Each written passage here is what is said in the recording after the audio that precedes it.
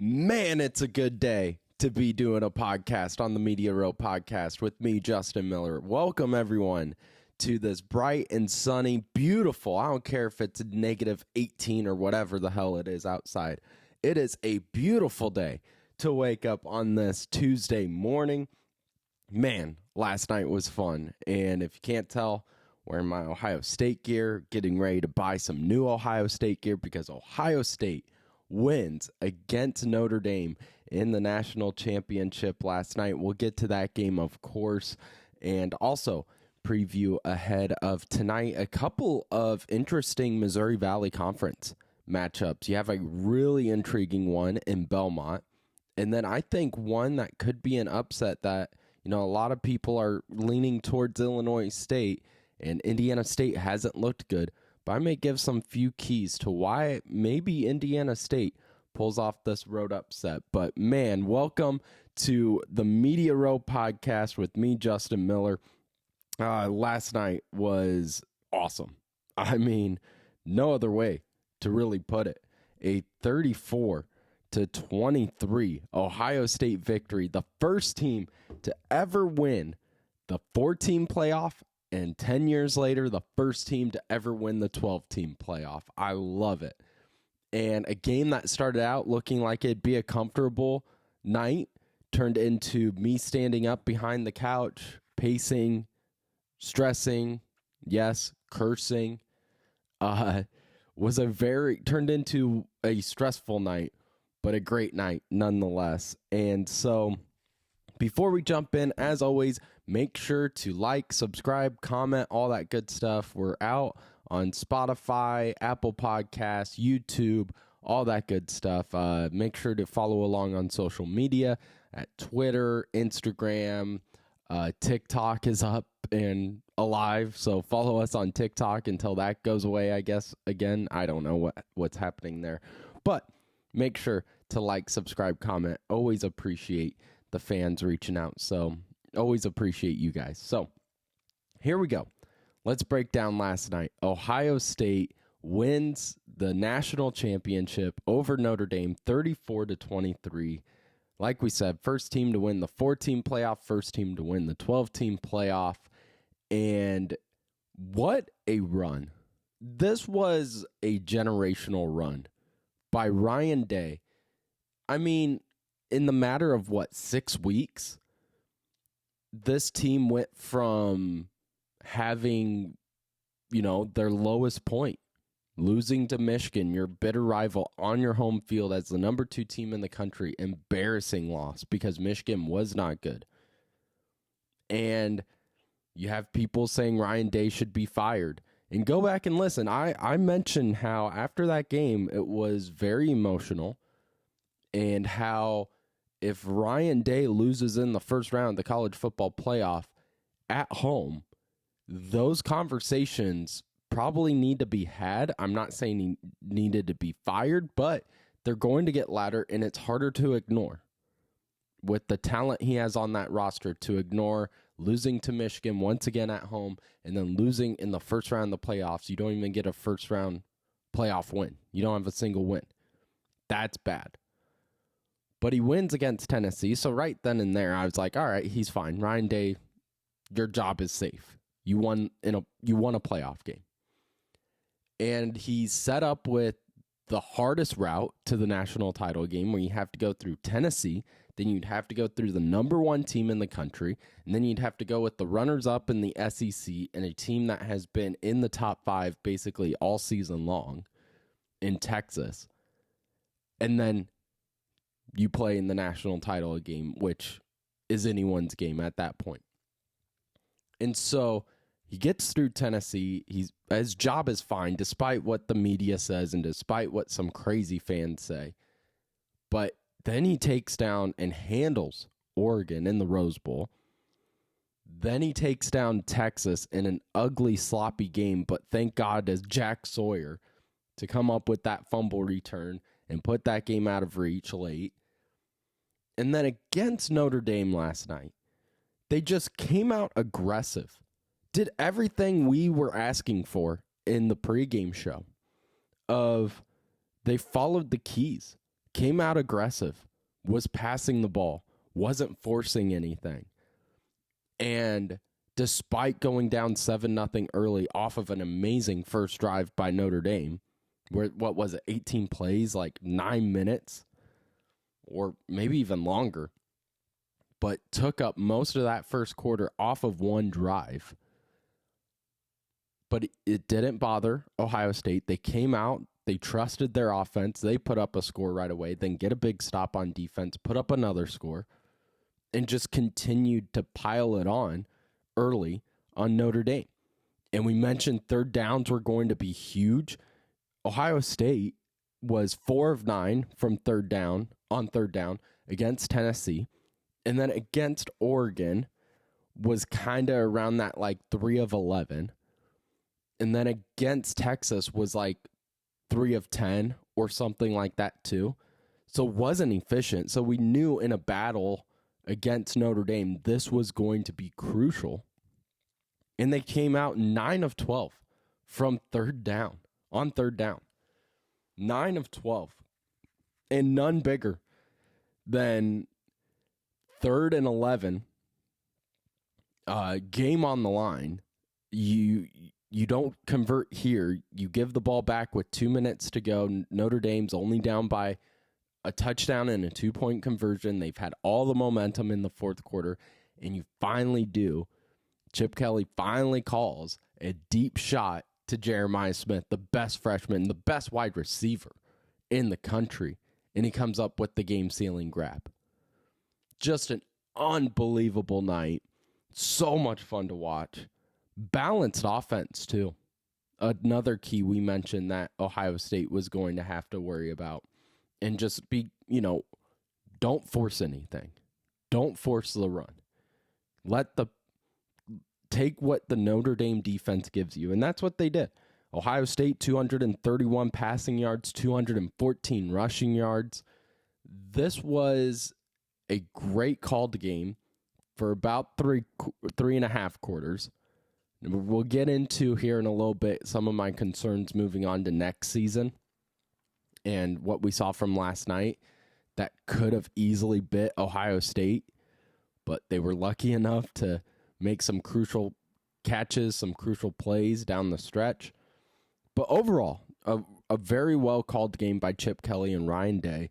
231 passing yards, 214 rushing yards. And so this Ohio State team wins the national title game, and it just feels right, to have Ohio State back on top, because this was just an unbelievable story. Best story, I think, in college football this season was that run by Ohio State. You lose to your rival. That was embarrassing. I made a video about it talking about how rough that was to watch. Chip Kelly is a bum, blah, blah, blah. Very emotional. And Ryan Day used that as motivation and moved forward with it and just led this team on a run that we haven't seen before, I don't think, in college football. We haven't seen a team bounce back from one of their worst losses and go on a 4-game stretch that Ohio State did, where you're going up against Tennessee, one of the best offenses and strongest defenses in the country. Handle them. Then you have to go on to the Rose Bowl and face the number 1 team in the country, a team you lost to earlier in the year. Yes, it was only by 1, but you still lost. And a team that has been the most consistent out of anyone in the college football playoffs. And you handle them, and then you escape through Texas, that was a defensive front that was as big and powerful as anyone, and still had a strong offense. You get through them, and then you have to go up against Marcus Freeman, who is also leading Notre Dame on a generational run after their embarrassing loss to NIU, where they just dominated teams. Yes, the schedule wasn't nearly, you can't even make an argument that it was as close as tough as Ohio State's. But still, you can't control who you play. Marcus Freeman had this team winning, and they beat 2 ranked teams. Yes, they were just Navy and Army, but those are still ranked teams that you beat, and took down Indiana, and then you take down Georgia, and then handled James Franklin and Penn State, and really put up a good fight in that second half against Ohio State. I knew when it was 28-7 at halftime, or whatever it was, 21-7, that Freeman was going to make adjustments. He's too good of a coach to not make adjustments. And I just think people are going to look at the field goal try, which I'm still confused on. It was 4th and 9. You're down by 16 in the third quarter. Go for it, because Ohio State secondary was getting burned, or they were causing a penalty, holding half of the time. So challenge those corners. And he elects to go for the field goal, misses that, so everybody looks at that. There's some people that are still upset about the fake punt that he went for. I don't mind it. And I'm not saying that as an Ohio State fan because they didn't convert. They should have converted. That ball was in the arms and chest of the receiver, and he just dropped the ball. But everybody looks at that too and goes, you shouldn't have done that. Well, yeah, hindsight's 20/20. But I have no problem with you going for it. I just am more confused. You go for the fake punt deep in your own territory there, which then allowed Ohio State to kick the field goal and go up 16.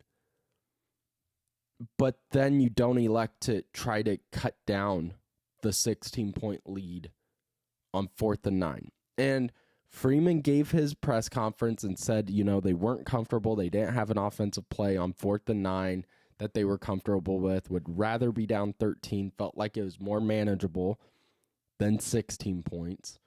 And I get that, but man, the way they were marching up the field, I think you test Ohio State. And on 4th down, they were like 3 of 4. They were able to get those 4th downs pretty easily, too. Ohio State wasn't challenging them in the middle of the field as strong as they should have. But so Notre Dame, Freeman, of course, under a little heat with those few calls. But overall, I thought Freeman called a good game in the second half, made the right adjustments. I just think he attacked the weak parts of Ohio State just too late. And Ohio State continued to put their foot on the pedal. And Ryan Day, those haters are real quiet now.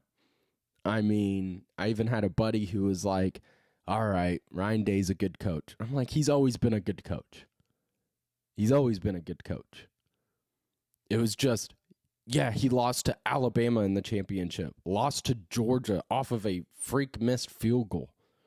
That then I think Ohio State goes on and wins the championship because that was the true championship, everyone said at the time, because it was either Georgia taking on TCU or Ohio State. And both of those teams were going to dominate. So yes, he misses that. Yes, the losses to Michigan are concerning, and I'll get into that whole thing in a little bit. But Ryan Day is just fine. Yes, I mentioned the stuff after the Michigan game and with Tennessee, but after he beat Tennessee, he was fine. The only thing that would make me concerned about his position was if you come off that brutal loss to Michigan and lose at home to Tennessee, you don't even get a single playoff win. And he is very lucky. This was the year they do the 12-team playoff, because being number 2 in the country, losing as embarrassingly as they did to Michigan, they would have been bounced out. They wouldn't have been in the college football playoff if it was 4 teams. But so he's just fine. And I think he proved all those haters. They'll still nitpick at things. But overall, I think the rest of the world saw how good of a coach Ryan Day is and how he outcoached Marcus Freeman. Now, let's jump into, while it was awesome Ohio State wins this game, they're the national champions, what Ohio State needs to do next year and make adjustments to next season to keep this going, keep this momentum rolling in, and try to be a back-to-back national champ.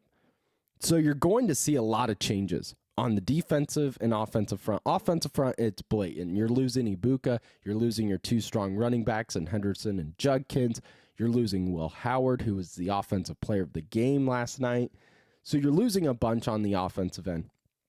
Not even to mention how that offensive line still has pieces missing. But on the defensive side, this defensive front and the linebackers are just going to look completely different next year. For Ohio State, you're losing Jack Sawyer, you're losing JTT, Ty Hamilton, Josh Simmons, G. Scott, another guy you're going to lose on the offensive end, but you're losing a lot on the defensive end too. This defense is going to look really weird, and really Caleb Downs is going to be your leader on the defensive front. And so the biggest things I want to see Ohio State adjust to and change next season, number one, this secondary has to buckle down and clean up their act. And I'm mostly looking at Igbinosun. Igbinosun, 19 penalties, was getting burned constantly last night. I mentioned how Marcus Freeman should have just been challenging the corners all game long. He finally did in the second half, nearly broke into that 24-point lead Ohio State had. And you just have a secondary that nearly cost them a 24-point lead. Out of the 6 penalties that Ohio State had for 58 yards, I would say 4 of them, at least, were on Ohio State secondary. You had 2 on Igbinosun. You had the one where Notre Dame still caught the touchdown pass. And you're like, okay, if you're going to hold the receiver, make sure you at least can't catch the ball. And he caught it with one hand. It was an incredible catch. So for next season, number one, clean up that secondary.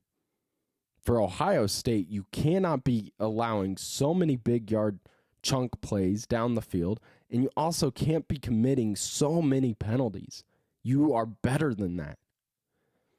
And then number 2, for Ohio State to clean up next year, I want Chip Kelly to continue to be aggressive throughout the entire game. And you can give some credit to Marcus Freeman making adjustments, other coaches making adjustments, but overall, if you watch the game, Chip Kelly, once he gets a lead, plays to not lose. And living in Iowa, we know another coach that does that, and it usually bites him. And Chip Kelly plays not to lose at times. If we look at the numbers, Ohio State in the first half, during the college football playoffs, averaged 22.5 points in the first half. And then in the second half, that number dropped down all the way to 12 points. They scored 7 against Texas, 7 against Oregon, 13 against Notre Dame, and then 21 against Tennessee. They continue to press on Tennessee. But overall, you watch those games, he slows down and the offense becomes really predictable. I mean, with 8 minutes to go against Notre Dame, you have Will Howard run the ball 3 straight times. You have 3 future NFL wide receivers. And next year, while you do lose Ibuka, you still have 2 really strong wide receivers and 2 future NFL wide receivers. And Jeremiah Smith, who is the number 1 wide receiver in the country, and they have Carnell Tate, who is as athletic and good as anyone else that has put on the scarlet and gray uniform. So my 2 things for Ohio State next year, just clean up that secondary, get someone strong out there. Burke is getting burned. Igbinosun is getting burned and causing penalties. And then Chip Kelly on the offensive end, continue to be aggressive. No longer making play calls to not lose. continue to play to win. So those are my two biggest things. And the last thing I want to do, because this is a very Ohio State heavy media row, if you can't tell, but the last thing I want to talk about with Ohio State is how annoying it is, and not saying coming from the fans, not from the fans, because I would do the same if I was Michigan, but the national media. You have ESPN, CBS, and Fox. They all were last night talking about, congratulations to Ohio State. But remember how they lost to Michigan? Doesn't something feel a little off? No. They won the championship. That's what matters. Yes, rivalries are important, and yes, it does suck losing to Michigan 4 straight years in a row. Not discrediting that at all. But to make it sound like this national title is tarnished because losing to Michigan, no. Alabama lost to Auburn multiple times and won a title game. No one talks about it then. Ohio State, everyone is not going to look at that Michigan loss and go, oh, wow, look how embarrassing that was. It was embarrassing, but now people will go back and remember that as the turning point. As that was the moment Ohio State flipped things around and was able to go on this gauntlet of a stretch and win the national title.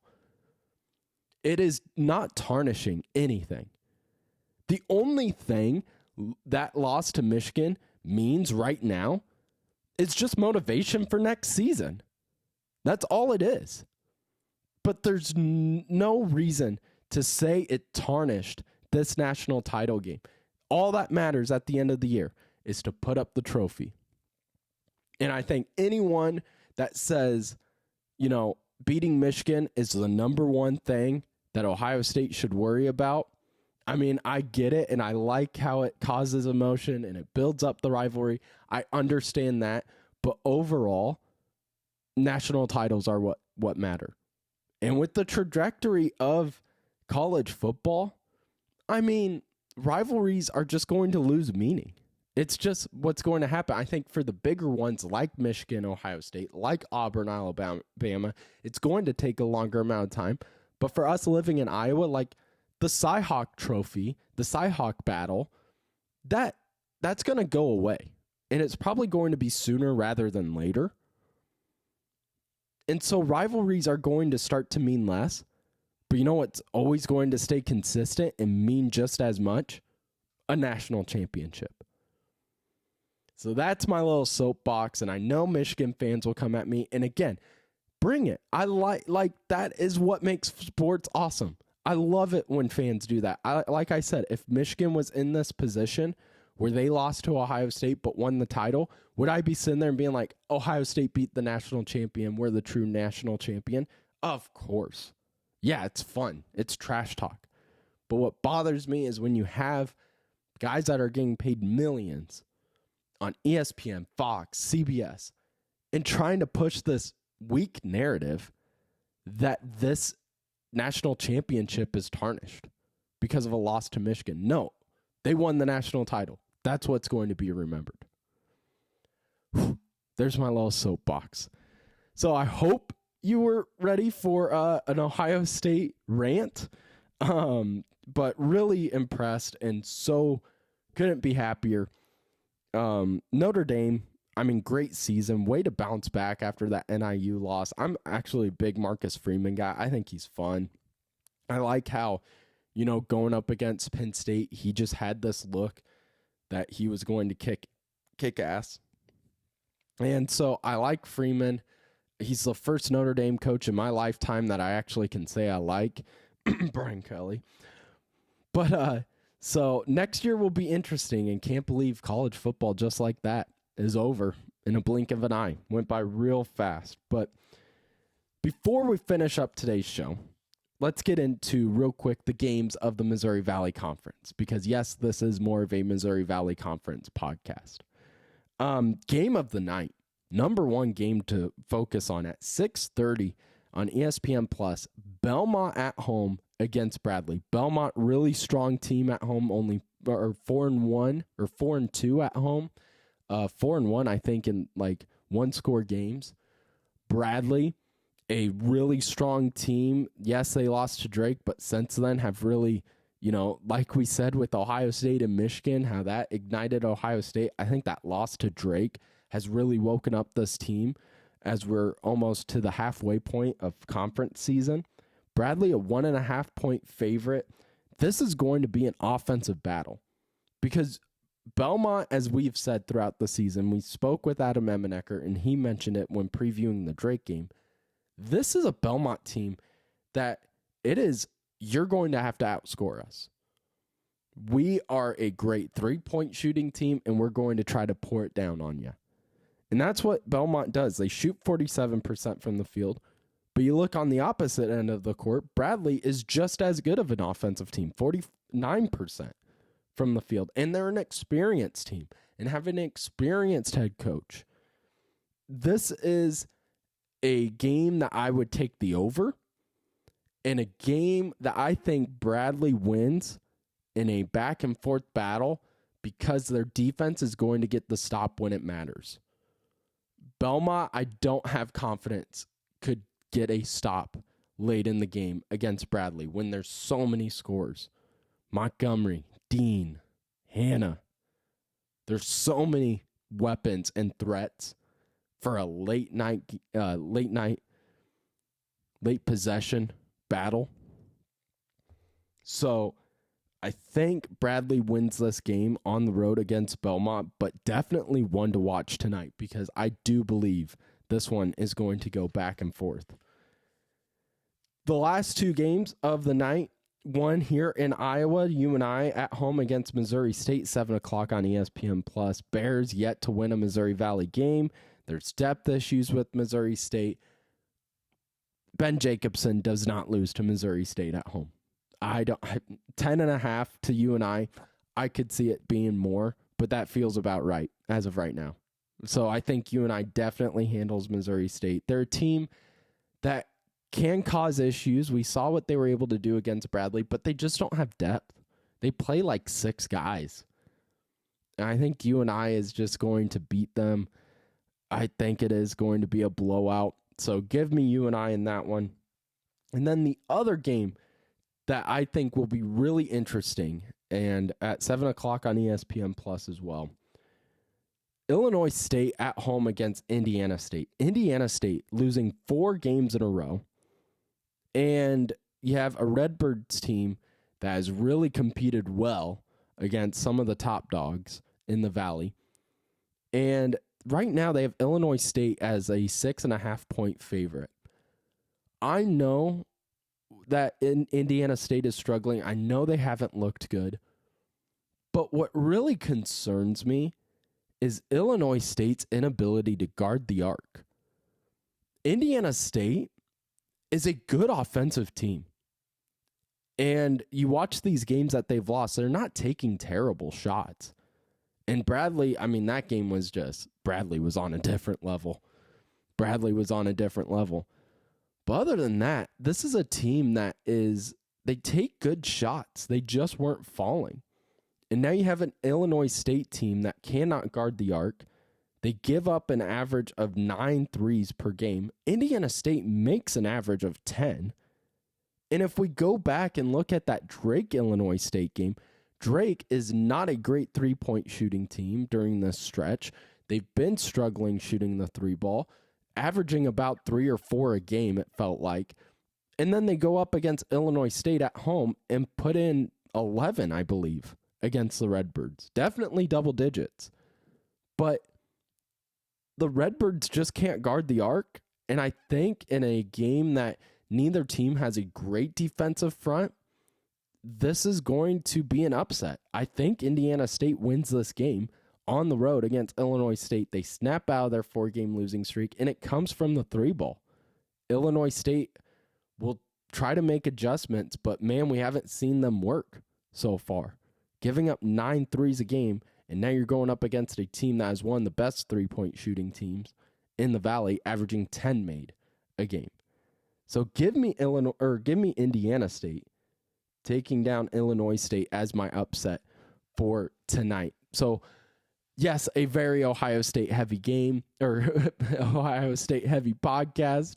Thank you all so much for tuning in today. Tomorrow will definitely be, we'll talk about Drake Valpo. We'll preview that game and then also kind of preview the rest of the week for the Drake Bulldogs. That Valpo game at 6:30 tomorrow night. So we'll preview that and just dive more into what to expect for this week and maybe give a little bit of a preview with the NFL too. But make sure to follow us on social media at TikTok, all that good stuff. Like, subscribe, comment. We always appreciate it. And keep following along. Tomorrow we'll be here at the same time, 2 o'clock on the Media Row podcast with Justin Miller.